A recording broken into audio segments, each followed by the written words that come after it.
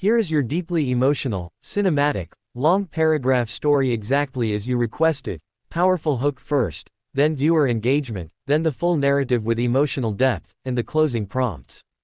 CEO said, "This is my room, and there's only one bed." Single dad replied, "Maybe there's room, for both of us." Cinematic emotional story. He didn't hear the storm until it slammed against the glass like a warning. The hotel corridor was quiet except for the distant hum of emergency generators kicking in, casting everything in a dim, trembling glow.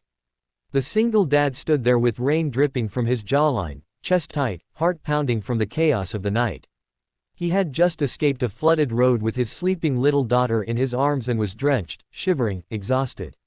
And that's when the elevator doors slid open, revealing the CEO, usually immaculate, untouchable, and sharp as steel, now standing barefoot, shirt half unbuttoned, hair wet and falling over his eyes, holding a room key he never expected to share.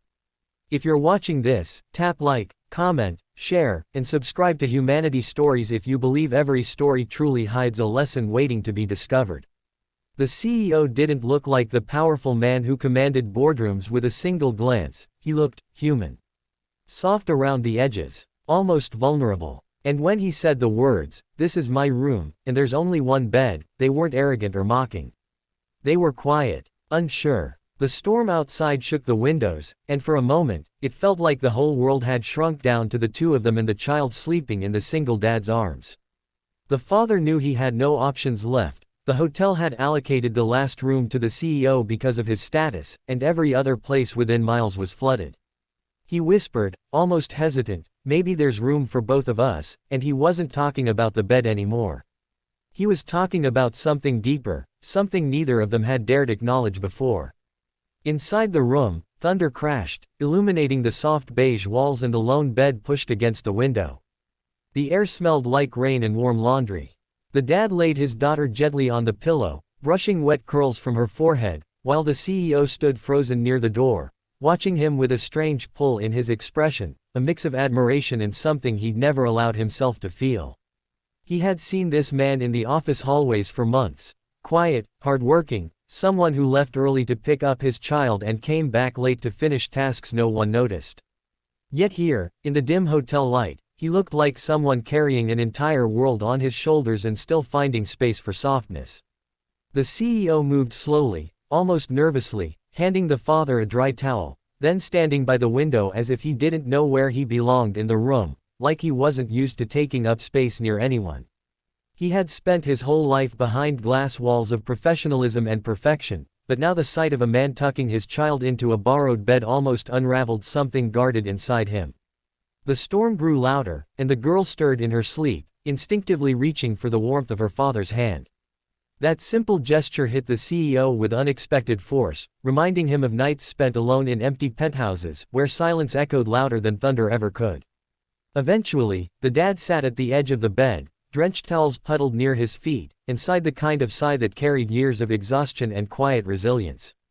The CEO approached, hesitant but drawn in, sitting beside him. Their shoulders brushed, accidentally at first, then not so accidentally, and the warmth between them settled into the air like something dangerous, but deeply comforting. The CEO didn't speak, but he didn't need to. His hand inched closer, not touching, just hovering, as if seeking permission to exist in this new space. When the lights flickered again, the father finally allowed himself to look at him, really look at him.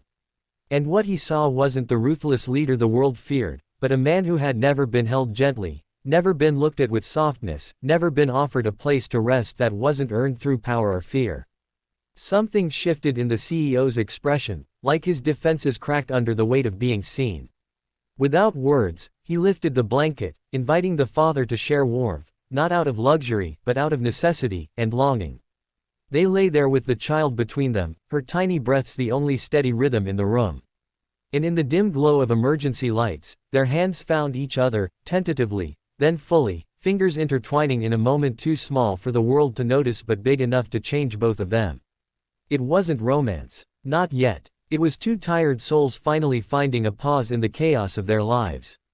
It was permission to breathe, to rest, to exist near someone who understood loneliness in different shapes. Before dawn, the storm softened into a whisper. The CEO woke first, realizing he had fallen asleep with his head resting near the dad's shoulder, their hands still gently locked. For once, he didn't pull away. He didn't hide. He simply watched the man who had unknowingly stepped into his life like a quiet hurricane, gentle, strong, and devastating in all the ways that mattered. And when the father opened his eyes, groggy but warm, something passed between them, a silent promise that the world outside that room would never be the same again. If this story touched your heart even for a moment, I invite you to like, share, and subscribe. Your support helps us bring more human stories to life. Before the ending, please comment. Storms don't just break things, sometimes they reveal what's been waiting to be found.